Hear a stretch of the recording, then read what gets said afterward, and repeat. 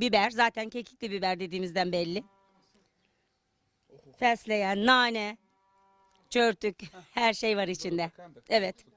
Çok güzel. Bir Sağlıklı. turşusunu yapıyoruz. Kekin de turşusunu Evet. yapıyorsunuz. Zahter turşusu diyorlar buna. Zahter turşusu. Evet. Doğru, buna Tazelerinden zeytinyağına sıkıca basıp kekikleri tuz koyuyoruz. Sarımsak koyuyoruz isteğe göre isteyen. Üstüne saf zeytinyağı döküyoruz ve burada bekletip sirke var mı içinde? yok. Sirke yok. Sadece zeytinyağında. Zeytinyağı, Evet. kekik. Kekin kurusu mu, yaşı mı? Yok yaşı. Böyle Yaş tazesini kekik basıyoruz. koyuyor. Evet. Zeytinyağı, tuz, sadece onlar. Bakın efendim, isteğe göre sarımsak.